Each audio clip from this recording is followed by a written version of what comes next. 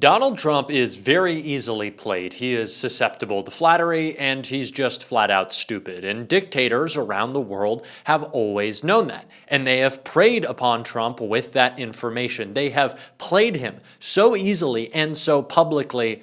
But that's no longer just the case for the authoritarians of the world, because President Zelensky has successfully played Donald Trump and gotten him to make the biggest 180 of this entire administration, as now he has turned on his buddy Putin and is making a shock announcement that should give us all hope, even though it's Trump saying it. And we are going to get into it all and what it means for this administration's foreign policy going forward. But before we do, if I could quickly ask you to leave a like on this video, and if you haven't already and you enjoy our channel, to hit that subscribe button, because it goes a long way in supporting our work. Now, before we get into what Donald Trump said to President Zelensky today in New York, I want to start with what he was saying about Ukraine just a week ago.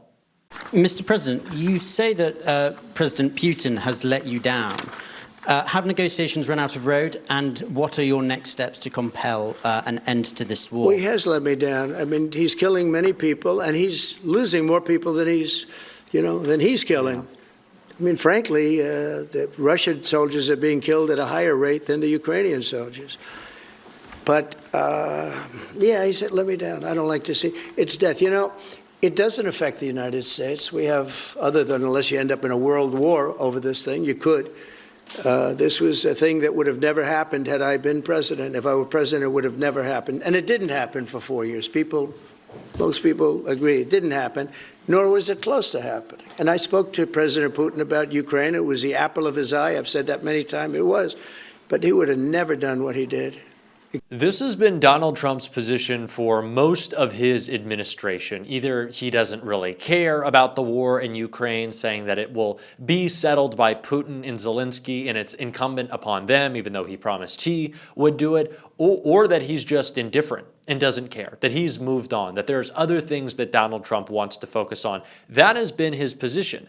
And it's not just been horrible because Ukraine is our ally, but it's a terrible place to negotiate from when Ukraine is winning this war right now, and they could go even further in fighting back against Russian aggression if Donald Trump had listened to the strategy laid out by Senator Chris Murphy right here, which is incredibly important for the announcement Trump just made. But that is in part because our sanctions are directly levied on Russia, and there's very limited economic relationship between the United States and Russia. These next sanctions that we're talking about, that Congress is considering authorizing, are actually secondary sanctions, sanctions that would make it hard for Russia to continue to do business with countries like China and India, who are essentially funding the war.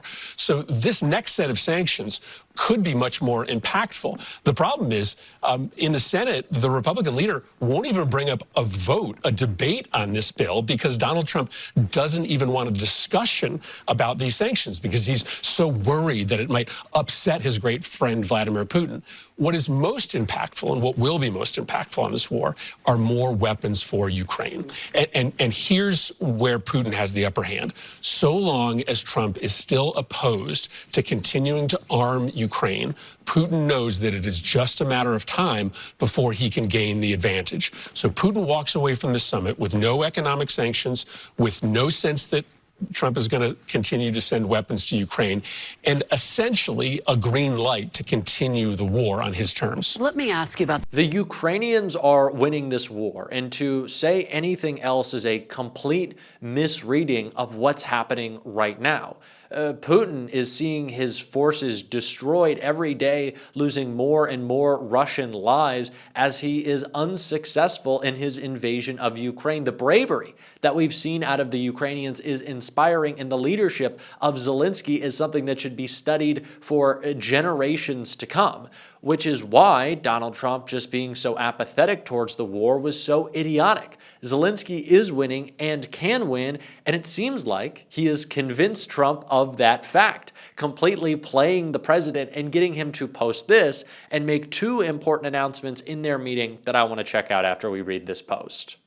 In a shock post on Truth Social, Trump wrote, "After getting to know and fully understand the Ukraine-Russian military and economic situation, and after seeing the economic trouble it is causing Russia, I think Ukraine, with the support of the European Union, is in a position to fight and win all of Ukraine back in its original form. With time, patience, and the financial support of Europe, and in particular NATO, the original borders from where this war started is very much an option. Why not? Russia has been fighting aimlessly for 3.5 years, a war that should have taken a real military power less than a week to win. This is not distinguishing Russia. In fact, it is very much making them look like a paper tiger. When the people living in Moscow and all other great cities, towns, and districts all throughout Russia find out what is really going on with this war, the fact that it's almost impossible for them to get gasoline through the long lines that are being formed, and all of the other things that are taking place in their war economy, where most of the money is being spent on fighting Ukraine,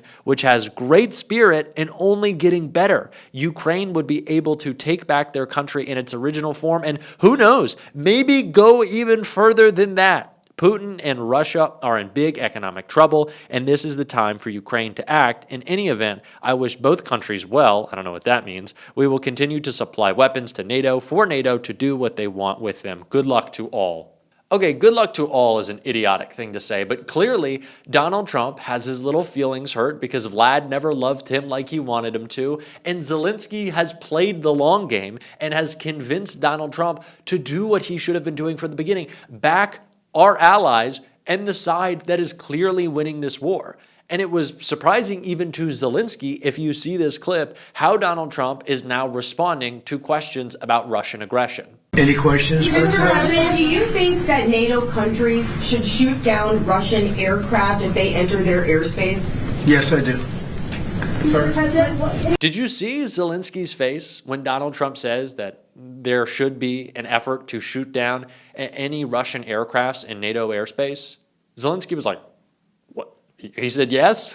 What? Wait, like what? What do we do? What is this change of tone? And it is Donald Trump. I don't know if it's going to stay this way, and I'm not going to applaud him for it. This should be the position when dealing with an ally and dealing with Russian aggression. Like, obviously we should be backing Ukraine. Obviously we should be fighting back against Russian aggression. Obviously this shouldn't be a shock. This should have been how our foreign policy was carried out the entire time. But it's very clear that Zelensky has played Trump. Trump is no longer doing this Putin praising bullshit. And in fact, he was taking shots at him. Just listen to what he had to say to Macron. The side can fight too. And they've proven that. Maybe it's it could be that Russia's a paper tiger. I don't know what they are, but 3.5 years of fighting and killing everybody, of killing 7,000 people a week for nothing, So it's a very sad situation, but most of you have seen the recent statement I put out a little while ago, and I'm glad you got it. But I feel that way. I really do feel that way. Let them get their land back. Yep. So we'll see how it all works out. And in the meantime, I don't even know if this is Donald Trump like mocking Vladimir Putin.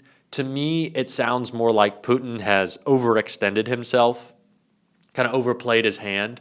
He thought he could string Trump along forever, and I don't blame him. Trump is an idiot. Trump is a narcissist. Trump is usually going to, fall to his knees and, for the dictators that bat their eyelashes at him. But clearly, Donald Trump just has his feelings hurt. And that is why I'm not going to praise him or get too excited just yet, because if the President of the United States is making decisions based on who is nice to him that week, we have a lot to fear, and Putin could, maybe send him a nice gift basket.